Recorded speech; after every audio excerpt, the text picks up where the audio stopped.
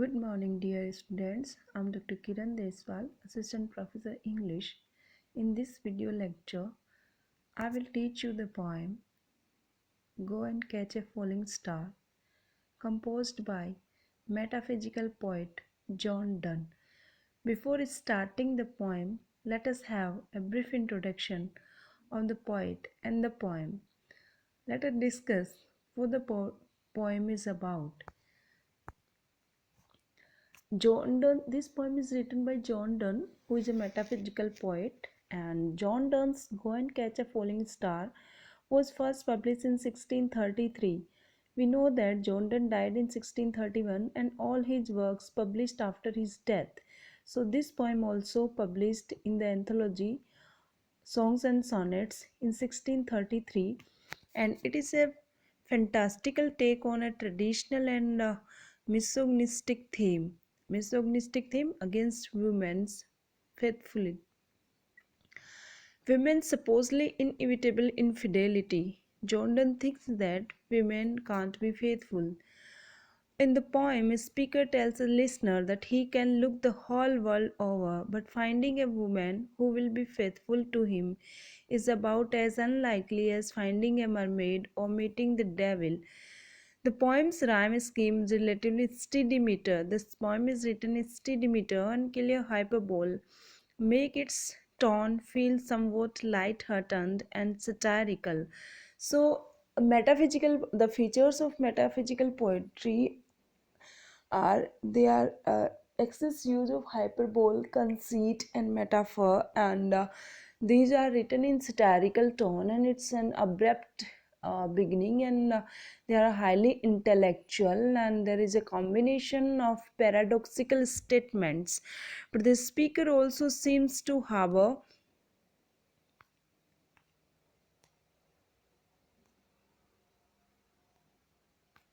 aggress against women. Let us have a brief summary and analysis of this poem.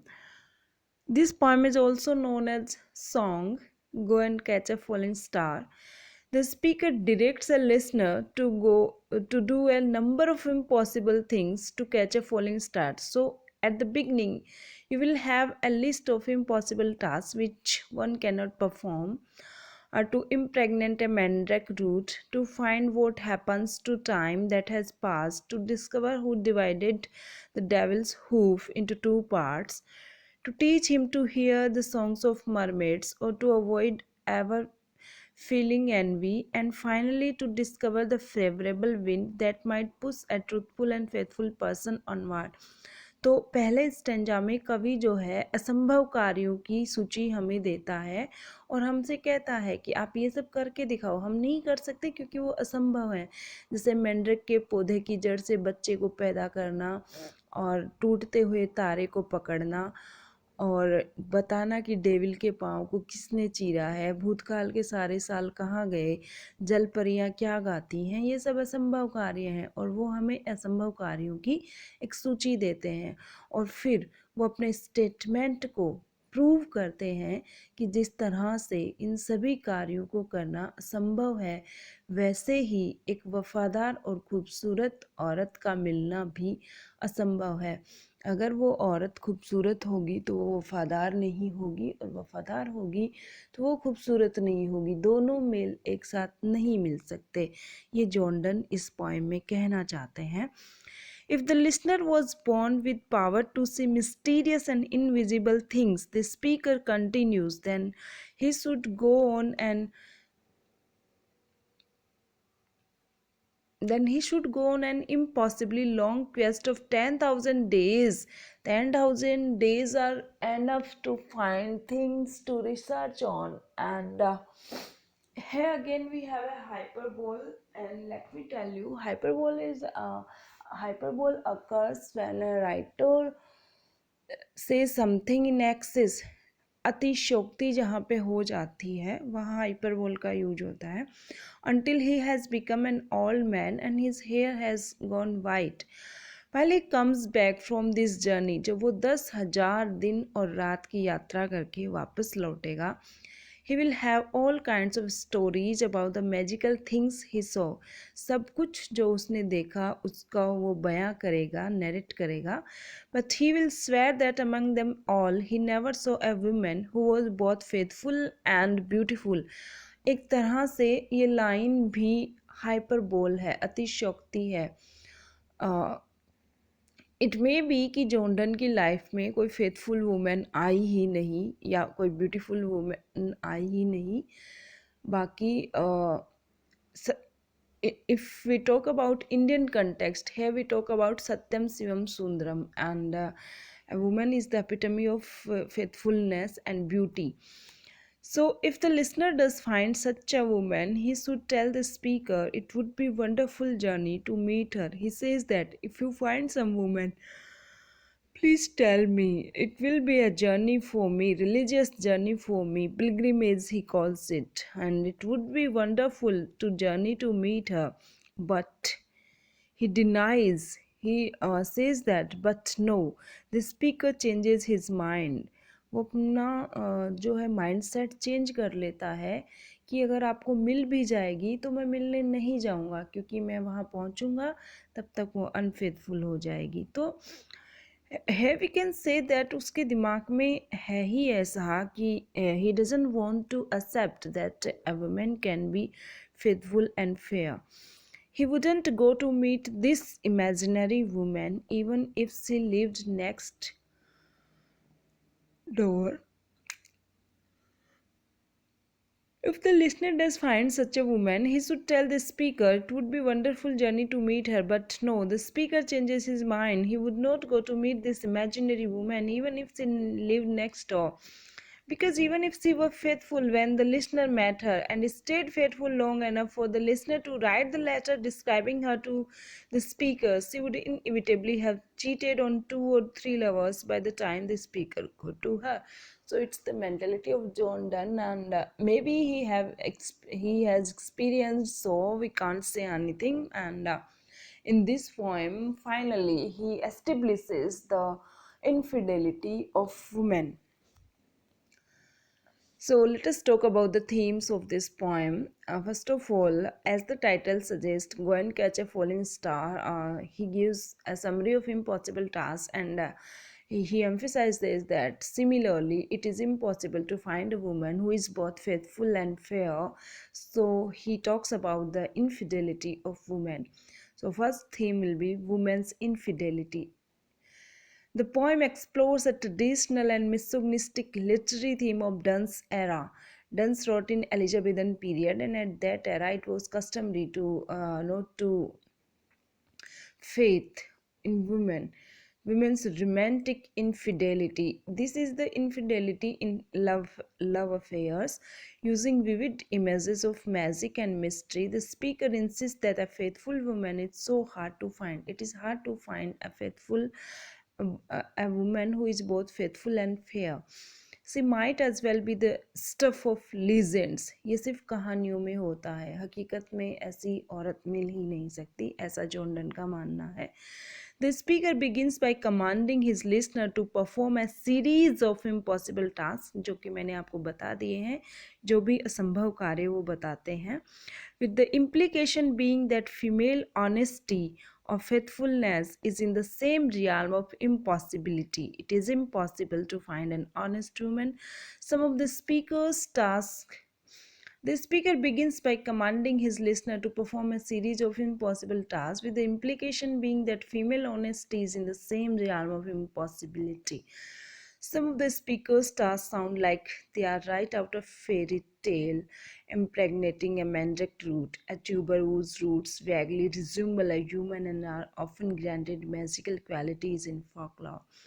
Listening to mermaids and investigating the devil's cloven foot, all these are impossible tasks.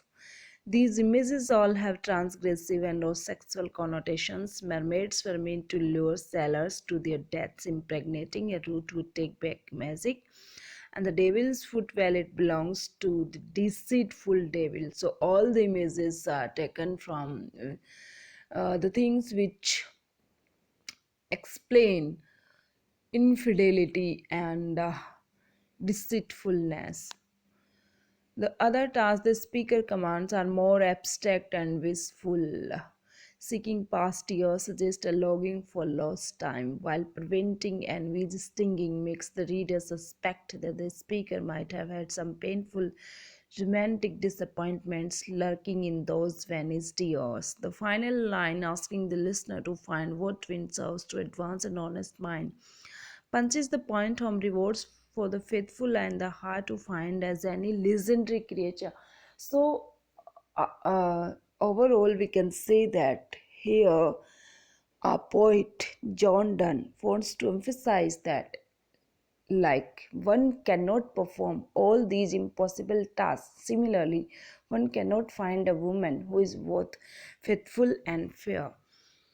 Expanding on this idea, the speaker says that even if his listener spent an entire lifetime searching for a faithful woman, he would not find her. So, finally, he wants to say so. He imagines the listener on a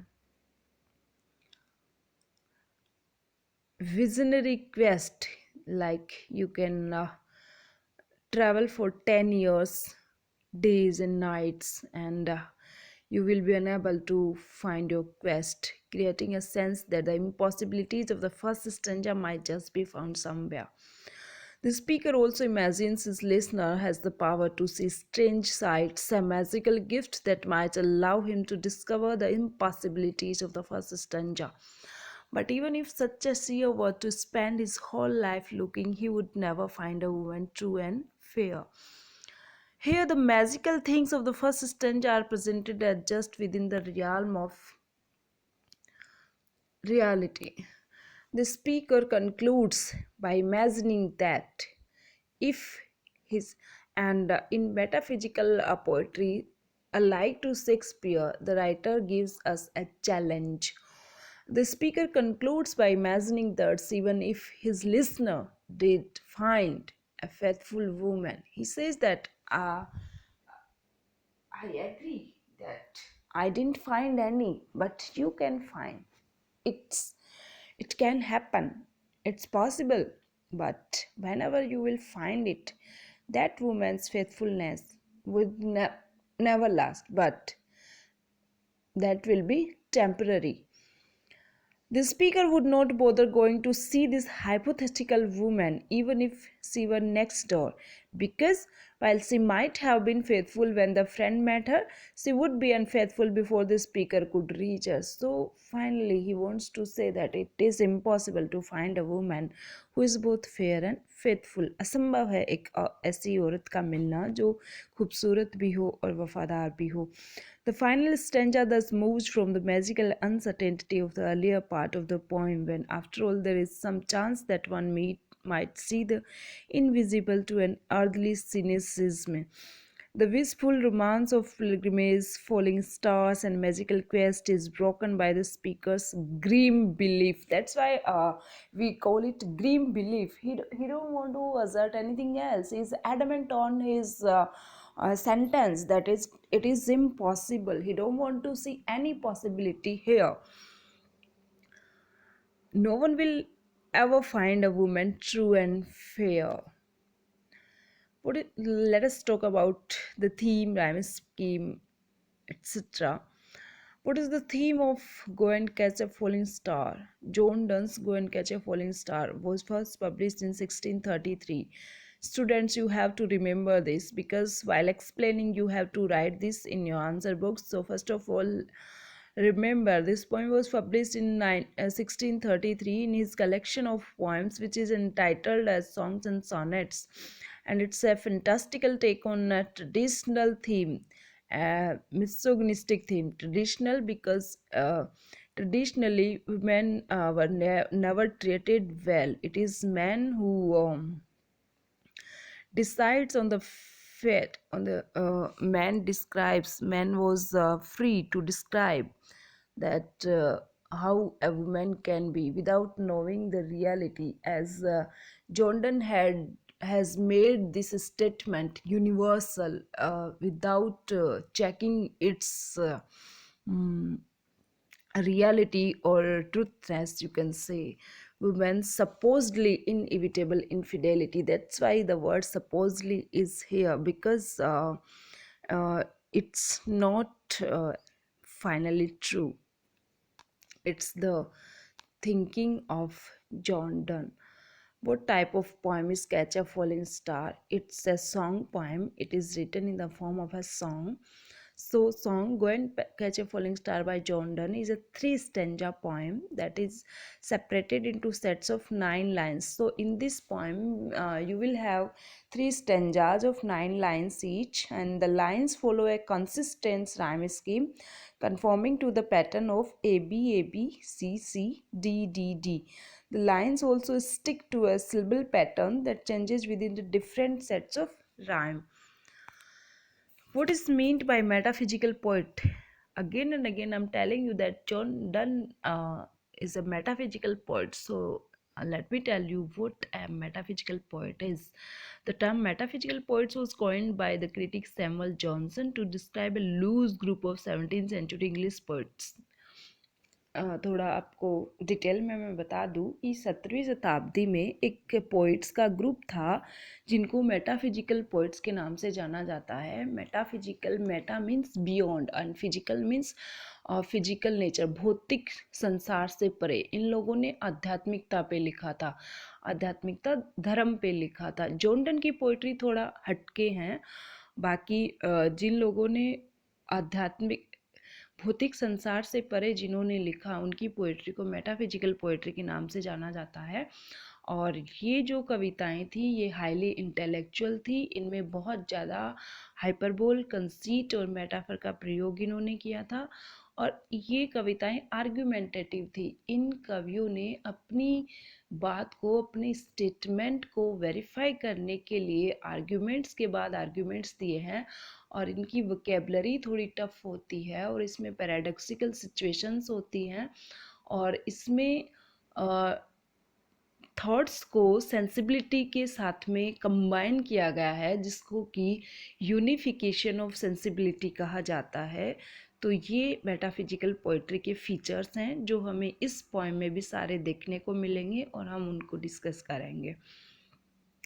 English poets whose work was characterized by the inventive use of conceits and by a greater emphasis on the spoken rather than the lyrical quality of their verse. Definition of metaphysical poetry.